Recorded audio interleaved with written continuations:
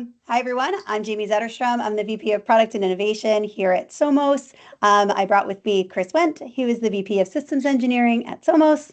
So, Chris, say hi. Um, and just for those that don't know, I see a ton of friends on here, but for those that don't know, we are Somos. We are the global provider of all telephone numbers for all numbers in North America. So we do that on behalf of the FCC. We manage those 7 billion telephone numbers across about 1,400 service providers. So that includes the North American Numbering Plan. That includes the toll-free number administrator. And that also includes the reassigned numbers administrator, which a few no sessions ago we had Beth on who talked a little bit about the reassigned numbers database. So if you have questions on that, you can reach out to CFCA and we can get you some information related to that. On the right-hand side, we also do global number intelligence. So this is outside of the United States. It's for an additional 200 plus countries. And we provide information around phone number intelligence for fraud mitigation, for compliance reasons, for data integrity, for routing, for connected assets. So that is who Somos is. And today, we're going to be talking about this ecosystem that we're all functioning within today, which is talking about fraud fighters, issuers like badge givers, governance, cross-border enforcers, and deputies. You might go, that's an interesting group of people we're talking through and a little bit different. Normally, we're talking about the end user. Normally, we're talking about enterprises. Normally, we're talking about fraud fighters, right? So the fraud fighter is one of our personas today, but we are going to go through some new people as we go through this new topic of Vesper. All right. So the main question we're going to answer today is how can we marry laws and policies in a digital world within business identity? So our focus here is business identity, not necessarily individual identity. So just to put that lens on. All right. So our first section we're going to cover is, are we still playing whack-a-mole? So we're going to actually turn over to Luke, who's going to do a poll for us real quick. So Luke, I don't know how to stop share, so I hope you know how to take share. Wait, there we go. I stopped share. Luke, why don't you bring up our first poll?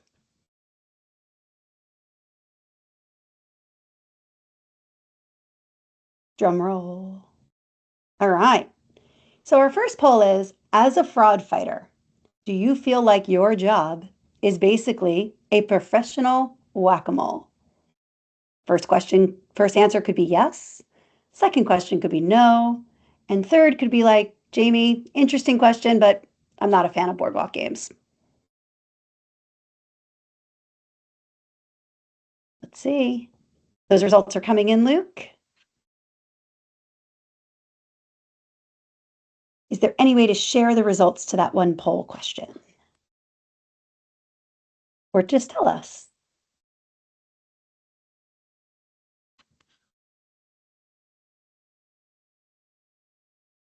Zero responses. Am I seeing the right thing? I don't know if it's just me. I can't see the poll. Oh no. See a poll either. I can see it. I can see it. I had a pop-up right in the middle of my screen. And there's also in the meeting chat, I also see that it's shared. I see two of you responded now, and there's a little button in the chat that says view poll. It might be because disabled. I don't have access to. I didn't get a submit button until I got to the fourth question. Oh yeah, no! It's got all four polls in one. Yeah, you have to do all four questions. All right, well then we'll do all four questions and then we'll come back. So, all right, the first one was, as a fraud fighter, do you feel like your job is whack-a-mole? If you had to pick one piece of public information that connects to a business, what would it be?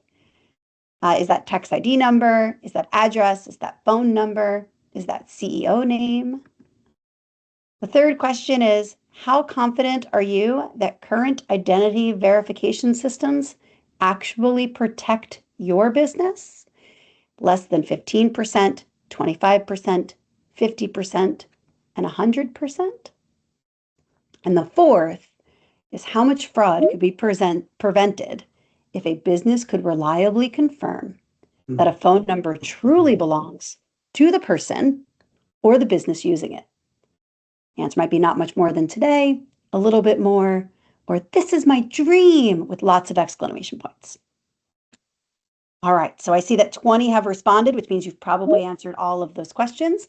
We will keep that going, and I think what we want to talk about here is that when you think about, are you a professional whack-a-moler, right? You smash one scammer, 3 more pop up, maybe it's in a different country. We've been, overall, we've been trying to solve a trust problem with technology. So think of a 3-legged stool of like how we would go in and fight fraud. You have the 3 legs. The first is technology. And the 2 that we really need to spend some more time talking on is transparency and thinking about it as the law. So today, our fun way that we're going to talk about this is think about the world of the wild, wild west. So to go back in time, everyone has a weapon. And in our case, this weapon is a phone. Nobody has a badge that says, hey, like that's my identity. This is who I am. And the sheriff, in some cases the regulator, is, let's say, 2 towns over. Okay. So thinking about it, that's the pretense that I want as we're going through this. Okay. So with that, I'm going to go back and try to share. And here we go. All right. So are you able to see any of the results, Luke, in reference to the answers to this question? Just trying to pull them out now. Okay. And I don't know, does anyone on the bridge want to say, as a fraud fighter, are you a professional whack-a-mole? Yes, no, or you're not a fan of boardwalk games? Anybody want to answer that live? Go ahead, Guy. I saw you come off mute. Yeah, I feel the answer is almost definitively yes. There's a time that before I started doing this when I was young and full of happiness, and today now I feel like I'm fist fighting the internet. Well, it was Okay. 89% yes, so that's a and as I would hope, there is no non-fans of boardwalk games, so that's appropriate. Oh, good. Oh, excellent. Love that. Oh, your audience, right? All right, great. So we're going to jump into the next section. So thank you for laying the groundwork. Thank you, Guy, for coming off mute there. So we're going to talk a little bit about like who gave you that badge. And I think it's really important. And Chris, I know you're going to talk a little bit about the difference between implicit trust to explicit trust. So could you start us with like, what is the difference between explicit and implicit? What do you mean by that?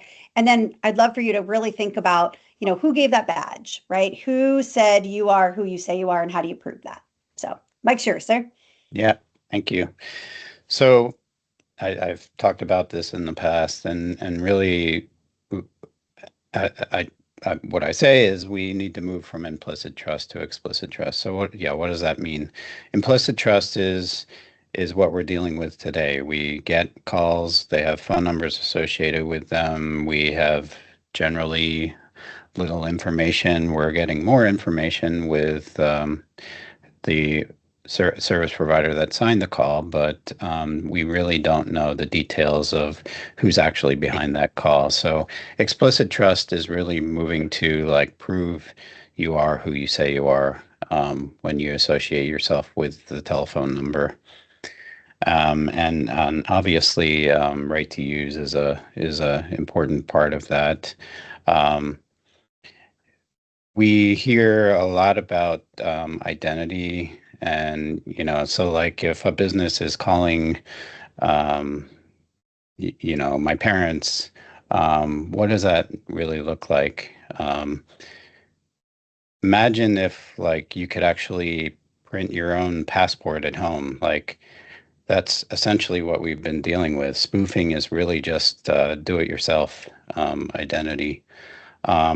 So moving into a world where the trust framework, what we're trying to represent in the protocols of Vesper and certificates and the tools we've built as part of Stir and Shaken is really it is how we're trying to flush things out. And as Jaime said, we focus a lot on technology as an industry, but obviously the policies, the laws the ability to be transparent about the association of telephone numbers to the folks that are behind them is an important part that we haven't talked as much about or reconciled as an industry. And I think this is really critical to this conversation and how we get to true end-to-end trust and explicit trust. Yeah. So going back to our poll question, Chris, right? So Yep. we asked, and I don't know if we can share that, but we said if you had to pick one piece of information that connects a business to itself, what would it be? Do we have results on that too? Yes, you do. If you go into the chat, you can see them, but I will pull those out. So on question number 2, tax ID number, 55% of respondents put that. 3% said address, 31% said phone number, and 10% said CEO name. Interesting. All right. So that's interesting. And I think Chris, when you're talking about ideas and processes such as Vesper and certificates, basically we need to know, like, who are you, right? Know your business, that identifier. Is that business authorized to do a call? Who gave this number? And I know you talked a little bit about right to use, and I think we have a overview here of right to use. And then are you allowed to use it? Governance, right? So we're not checking if the call came from like a valid iPhone, right?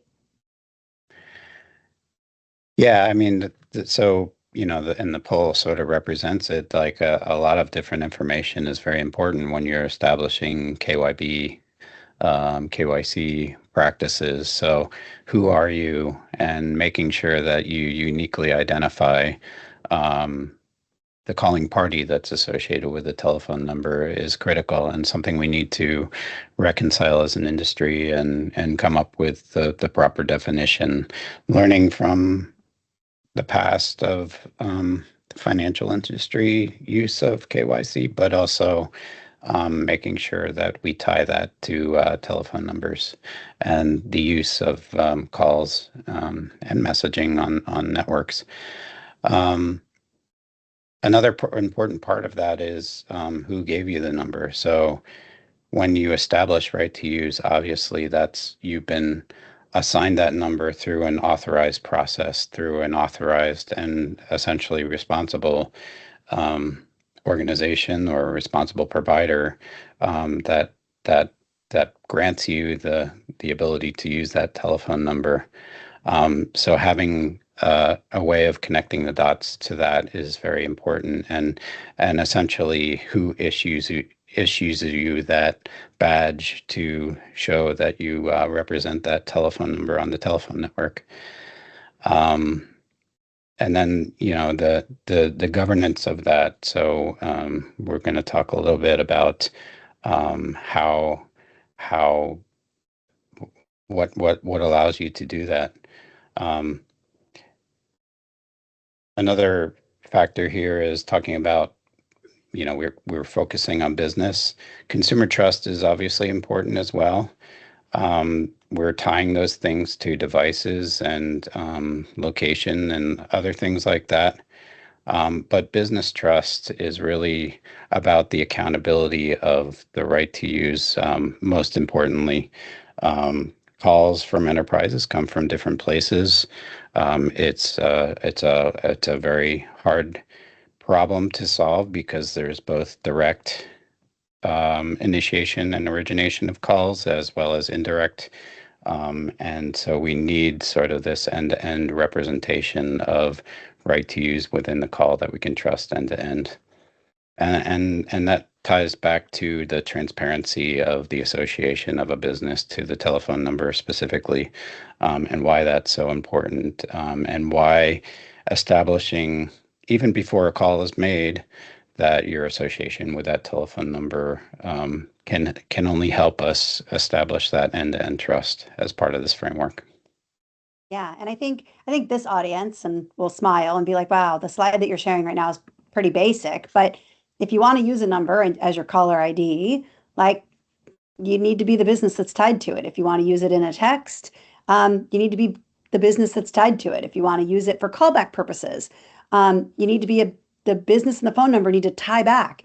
And then things change over time. Lifecycle management, right to use might change, names of businesses might change, and it's really important to focus on that life cycle and that transparency part of it. So transparency isn't just about compliance paperwork. It's your best weapon. You have to know exactly who signed the call. You don't have to guess if it's fraud. You just look at the passport, right? And then back to your opening statement. Oh no, what if we can just print our own passports? Like that's going to cause us a little bit of a problem, right? So how do you make this kind of go into where we're headed, and how do we make it that this is something that can be controlled? Which brings us into our next section, which is talking about marrying the laws and digital identity, right? So how can we marry these laws and policies in a digital world with business identity? And I know we really want to focus on connecting those. Oop, I hear someone, but it's not me.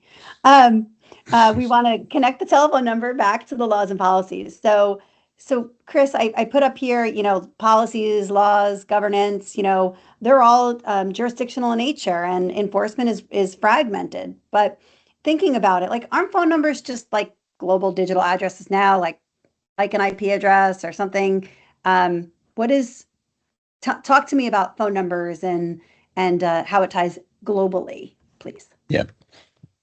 Yeah, and I think this is a topic that we've been talking about recently as an industry, trying to connect the dots.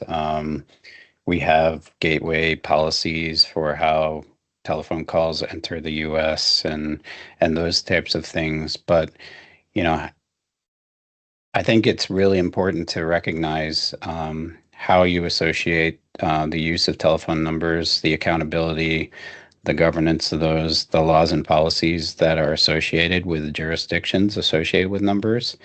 After all, telephone numbers defined by ITU E164 have a country code, and that country code is part of the connection and how telephone numbers associate with the national numbering plan that are governed by the laws and policies of the use of those telephone numbers, and how enforcement happens if we're using the telephone network in general in a particular jurisdiction. So I think just sort of recognizing that the telephone number as an indicator with the country code of no matter where that call was initiated, if it wants to use the telephone number associated with a national numbering plan, +1 NPA in the US, then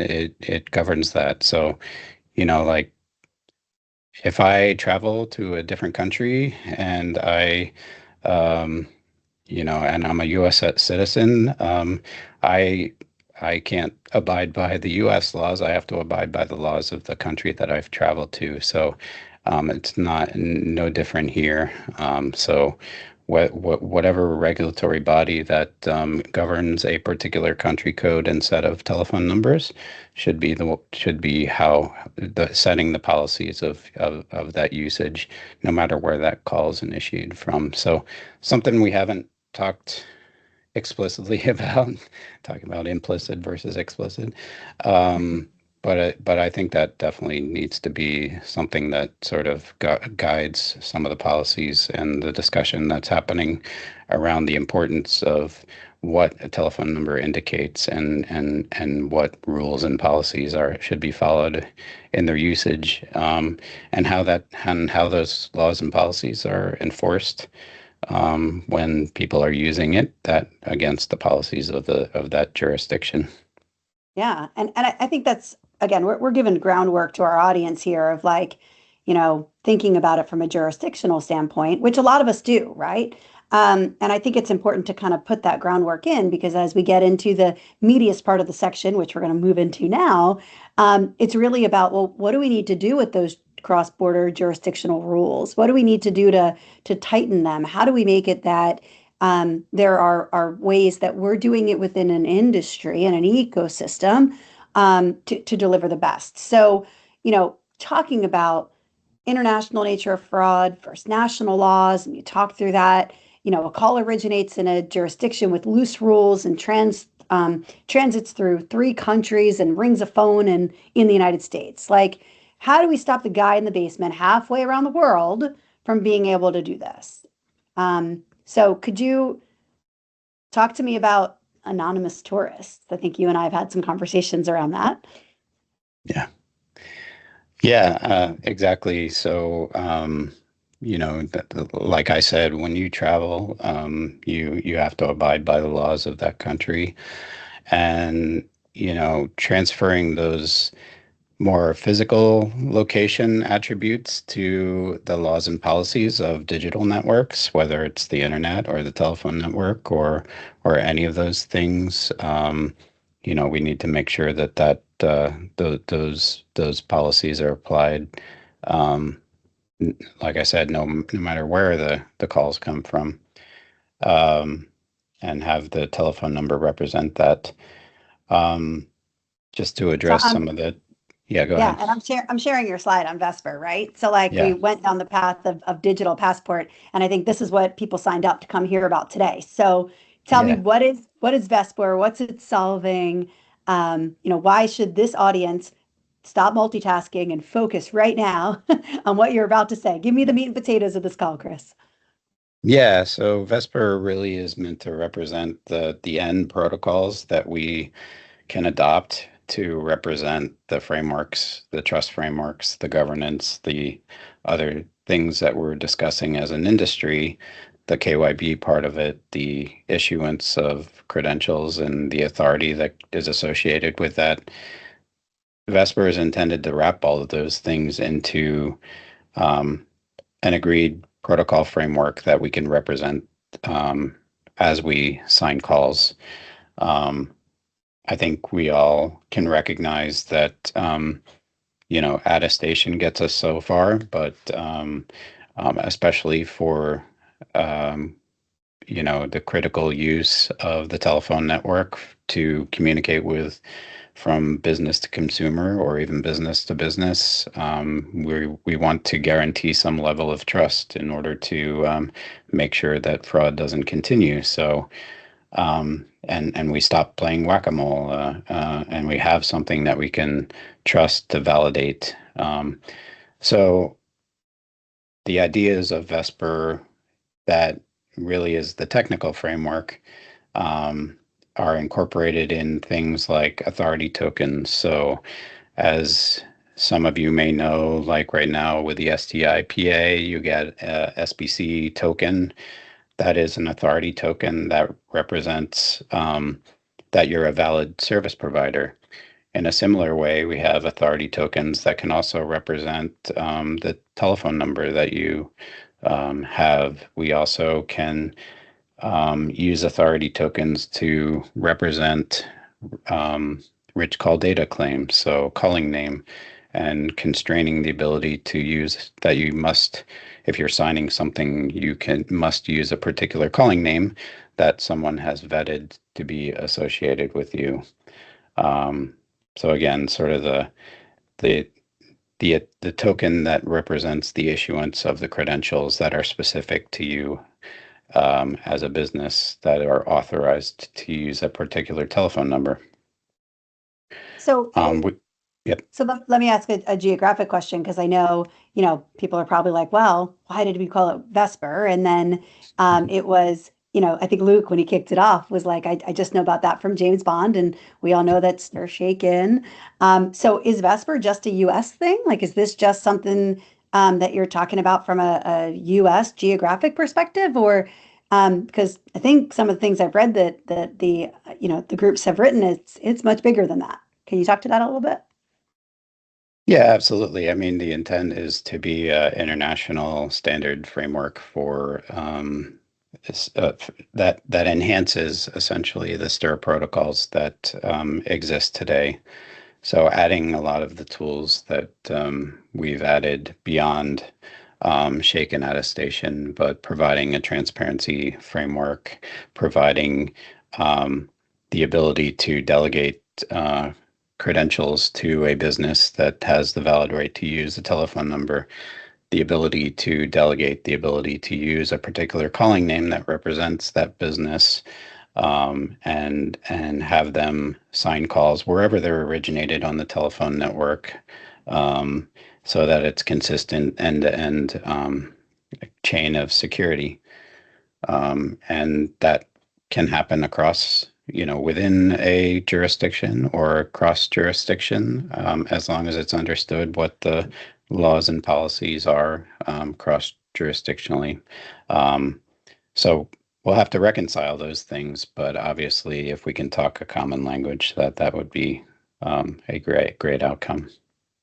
So like to this audience, this was poll question number 3. Now hearing that, how much fraud could be prevented if a business could reliably confirm that a phone number belongs to the person or business using it? And Luke, I know you said I can see it, but yes, let me enlighten you on that one thing. It is in the chat for people if they want to see it themselves. But out of those answers, not much more than today, 7% of respondents. A little bit more than today is 31%, and this is my dream, 62%. okay, for those of you that are dreaming about entity verification, like there's a whole other thing going on here, and I'm just kidding. It's my dream too. I think that's where we want to go. So I appreciate that.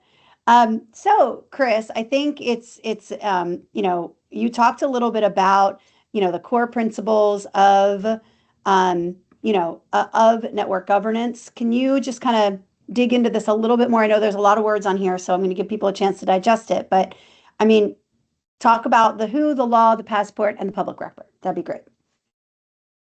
Yeah, I think this just represents a summary of some of the things we've talked about. So, making sure that there's accountability for the who, the calling party, like they need to represent themselves accurately, tied to a telephone number when they're placing calls on the public telephone network.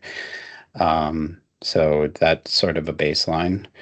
Obviously, the law, we did talk about how a telephone, the jurisdictional aspects of it. Telephone numbers are national resources. It's a privilege to use the public telephone network, just like it's a privilege to exist in a country and abide by the laws as well. So we need to be following those laws and policies. And when you want to use a telephone number, no matter where you're originating it, you must follow the rules of that nation's soil. Passport, that at the end of the day is what we use in the stir shaken framework to represent the authentication that travels with the call, including the telephone number, but also with rich call data, the ability to add more attributes to that call as long as they're validated. And then the transparency aspect about making sure that when credentials are issued to an actor, and I would argue, especially in the case of businesses that use that to contact and consumers, being transparent about that is something, at least if you intend to do the right thing, you want to associate yourself with your telephone number and make sure that your customer can trust the calls and messages that are coming from you. So, and to play along with the fact that if you do bad things, you'll have a sheriff or a deputy that knows that either you misrepresented yourself or somebody is trying to spoof your number, and that your credentials can be revoked immediately. Yeah. So what I'm hearing, thought-provoking question for those on the bridge: who benefits the most from stronger phone number-based identity verification? Is it consumers, businesses, or both? Let's all come off mute and yell and answer. No, come on, smile. I see a few of you smiling. Okay. Both. Both. cool. Look at this. You guys are also psychic. Terrific. Yes, both. Right. So from that perspective, both consumers and businesses, through clearer, positive ability to be able to verify, that provides such value to both consumers and to businesses. So wanted to make sure we talked about there. So Chris, let's bring it home because I know people want to ask some questions. So the deputies that you talked about, right? You just referenced, hey, the deputies or the sheriff would have to know immediately, or could know immediately if there's something going on. And, we all kind of need to play together in order for this to work, right? So when you think of deputies, we should think of it in terms of, that ecosystem governance.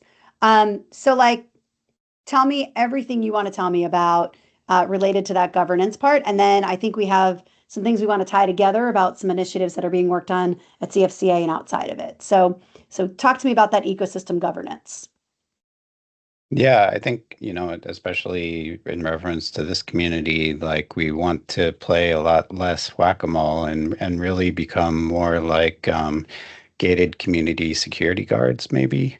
We want to make sure that we're protecting the ecosystem by making sure people are following the rules for the issuance of credentials to play in the playground. That we're checking IDs, and really that's what Vesper as a protocol is meant to represent. Coming together as an industry, agreeing on what the trust framework is so that we can establish and trust, make sure we're all playing together and agree, from the origination to the termination side. We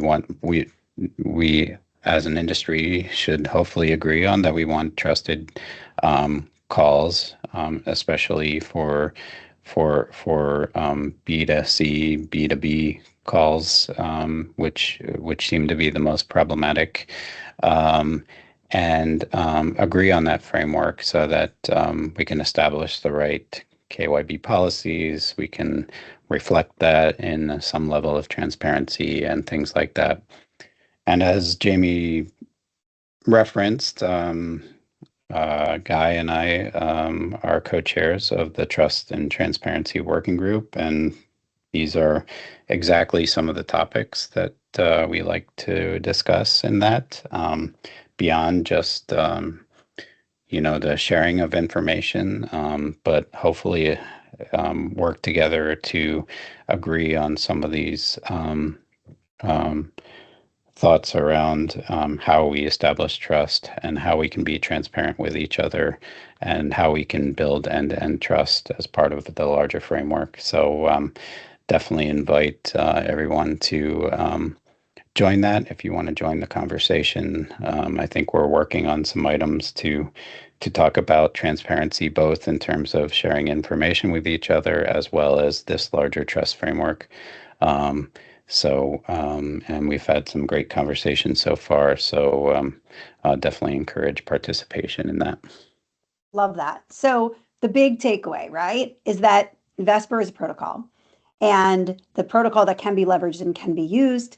And those that are interested in understanding that protocol or influencing how that protocol works, like CFCA's kicked off the Trust and Transparency group. And I think you're welcoming this whole audience that's here and those that didn't attend to come and join and be a part of that so that we can get away from being this whack-a-mole and move more into that gated community security guard, right? There's still work to do, and this people here and others can be a part of that as that's being defined. So I think, takeaway overall for the audience, I have two up here, but I also want to leave you with, identity and behavior. We shouldn't just look at what the call does, but we need to verify who the caller is, and focusing on that business identifier. We have to think about accountability and location. It doesn't matter where the call come from. It matters who signed it. And if anyone has questions about signing reputation, I know that David Frankel's on the call and he can talk to you about that. And I also know there's a working group around call signer that carriers are involved in. Numbers equal the law. A phone number is a regulated asset. It is not a random digit of strings. So we have a way to enforce jurisdiction based on phone number. And transparency kills fraud, knocks it out. Scammers hate the light, right? I heard an analogy and it cracks me up to say it, but like, you know, when the light turns on, like roaches scatter, right? So let's shine a light on know your business and right to use and really bring that up in the supply chain, that it becomes part of that process. I think in order for us as a unit and to move to that gated community, we need to really embrace that transparency, having knowledge, signing is really part of the future going forward. So our whole session was about kind of Vesper and what is it and where is it. And the big breaking news is it's still developing and you can get involved and do that. So knowing that you might have come here with some preconceived notions, we are going to open up for questions. So Luke, I turn the mic to you and you can help us facilitate questions. Yes. I do see one from Jacob. Yeah. Yeah, so if you've got any questions, you can raise your hand or you can put them in the chat, whatever's preferable for you. But we do have a question from Jacob. And Jacob's question is, how will Vesper ensure trust in light of temporary and rented domestic and international telephone numbers? Ooh, Yeah. Third party, the rented world. Go ahead, Chris. Yeah, so this is not something that we're going to be able to solve overnight. I think we as an industry will need to reconcile the practices that we allow. I think, things like branding and other things that we're talking about as an industry are even more of a privilege, that that reconciling the importance of the telephone number and the association with that entity and the association with a brand and as the privilege of showing a brand to an end consumer to justify trust. I think we need to, reconcile some of the practices that have occurred and make sure that there's a clear demarcation of who the responsible authorized provider is with that entity that assigned them that number. If that's not clear, if that's not transparent, then there's going to be issues with establishing end-to-end trust. So I agree there is many cases that we've gotten into practices that we probably should figure out a path forward for. And I think we should reconcile that as an industry, to be honest. Great. And I think you'd welcome Jacob and you'd love to talk with him and kind of work through some of the things that he's seeing and how that could influence Vesper. So thanks, Jacob, for the question. Absolutely. I see Steve's question.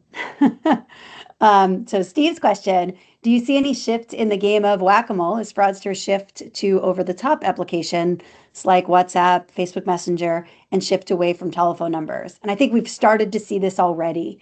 I think that is a vector. And I think when, as individual organizations and groups think about it, let's have the telecommunications infrastructure, the communications infrastructure as traditional, set the standard, right? And then be able to take some of these processes and take some of these rules and governance and apply it to that over the top type application. Yes, I think I've heard the water balloon analogy, that if you squeeze a water balloon, that the water's got to go somewhere, and fraudsters are going to move to the least secure ecosystem that's available for them to conduct that type of fraud. And I think going down the path of standards and enforcement in the telecom network, we could be the guiding light to help these other ecosystems outside of the ones mentioned, but other ecosystems perfect what they need to do to squeeze the fraud out and ultimately stop them. So Chris, I don't know if you want to add anything to that, but no, I definitely agree. Yeah, fraud is going to follow the path of least resistance. So, I think our role in the telephone related world is to make that as safe a place as possible. If some of those things can be carried over to other ecosystems, that would be great. I think, often they use telephone numbers as identifiers. So if there's a common framework to bring that trust across those boundary lines, that obviously is a great opportunity. But yeah, there is a lot to do. Let's sort of focus and get a hold of the maybe more regulated environment and see if that can spill over to the other environments as well. Yeah, and I love Ryan's call out. So Ryan in chat shared, some of the identifiers in the over-the-top applications aren't ubiquitous like a telephone number. But we've seen, and Guy, I know you're on camera, we've seen where phone numbers in those spaces have tried to be manipulated, right? And I think the point is we can hone down on what we can control right now. To Ryan's point, I think they're going to start with phone number and they're going to shift to OTT and shift to places where identity might be viewed differently and there not be clear-cut rules around jurisdiction or proving that badge, like how we kicked off at the beginning. And again, I think we can learn from what we're doing from a telecommunications standpoint around phone number and bring it forward. But Ryan, I agree. As we move down that path of, phone numbers and putting the rules around that, the fraudsters are going to move to things that aren't as controlled. So I agree with that. How about other questions? I have one, and I don't know if I have it fully thought out yet. So please, and may have some ignorance in it too. So please forgive any of that. When I think about this, and if we were to start having positive control over the telephone number itself, what would be the default? Like if a DID is assigned to AT&T, would the default be then that AT&T owns that and only AT&T is allowed to originate calls from that? And then the customer would have to go through a process of saying, well, no, I don't just use AT&T for my DID, I use somebody else. And then how would that work for toll-free numbers? What would be the default standard? I love that question. And we talk about this a lot. So we believe while AT&T has that number and has procured that number, and I don't know if Adam's on, but we believe that AT&T is the carrier of record, but the telephone number is being used and leveraged by someone in the ecosystem. That's why the telecommunications network was established. So how do you create a way that AT&T can say, nope, that's Guy's number and only Guy's number? And how do you build an ecosystem and an infrastructure that supports the ease of granting right to use to Guy? And then Guy can say, I'm going to use this for personal use. Great, then you're Guy Pearson. If you want to take that number now and make it a business, you have to prove that to AT&T that you're that business. There has to be some level of relationship. But again, that right to use can be granted. And then if your business wants another business to be able to use your phone number, or we use the term legitimate spoofing, but that, I think some of us cringe when we say that, but, cryptographically, how do you prove that other entity has that right to use that number? And I think when we started this conversation, we really honed in on that right to use to mean as much as who procured it, right? And then to your point, what networks can those phone numbers work on if that digital passport is present and that digital passport is valid in the jurisdiction? So in the case of the United States, regardless of carrier, if that passport is present, you're able to traverse the networks that you need to because you have that valid passport. The valid passport isn't there and you can't prove your identity, then you shouldn't be allowed to traverse any of the US networks. But that's kind of from my perspective, and I know that is a very, longer looking, but I think if we shift phone number assets from less on procurement and less on what use case we're trying to use it for, if we focused in on who has the right to use that number and how they want to use it, because we want to keep the telecommunications ecosystem a competitive area, right? So how do you do that? How do you allow people to leverage different networks and leverage who does things better than others, right? How are you able to pick your messaging provider compared to your voice provider? And how is it that you get to control that because you're the user, right? It all comes back to that right to use. So I don't know if that answered your question, Guy, but that's where I go is, regardless of what you want to do with it, it's focused in right to use. You have more, Chris. Go ahead. I think it brings up exactly the point that, we as an industry innovated on, with the emergence of VoIP and different telephone applications and the ability to have that flexibility that you want as a business to utilize different applications from different vendors with your telephone number. That is exactly the thing we want to preserve about, legitimate spoofing. But we want to do that in a way that it can be trusted that you are spoofing legitimately and not illegitimately. So I think we need to balance those things because we don't want to remove the innovation that happened to create the boom and bust. Sorry, not the bust. The boom of the telecommunications industry. We want to prevent the bust from happening, and make sure that trust is upheld as well. Did that answer your question, Guy? He's not off mute, so I'm going to say he's Yes. smiling and says yes. Yes. Okay, good. Yes, Thank smiling, you. he says Sorry. yes. Of course, of course. So do we Anyone have any else? more questions for Chris and Jamie? Any more questions out there? You can put your hand up or type it in chat if you wish. I think it's almost holiday time and people are like, ooh, Yeah, 9 minutes? Do you know what I could do with 9 minutes? Well, thank you, Chris and Jamie, for the Fireside chat. Very enlightening and very passionately presented. A quick close down just before we go. Just this is recorded, so we'll make that available later on. But we also do have another no session next week. Jason Lane Sellers will be presenting on the 17th of December insights on the fraud loss survey. And of course, 2026 is just around the corner. So we have 3 events already planned for next year. So get onto the CFC website and book your places. And so you have something to look forward to next year. So again, thank you, Jamie and Chris, for a great presentation. And thank you again for attending. And we look forward to seeing you soon. Thank you. Thank you, everyone. Thank you. Take care. Thanks. Bye-bye.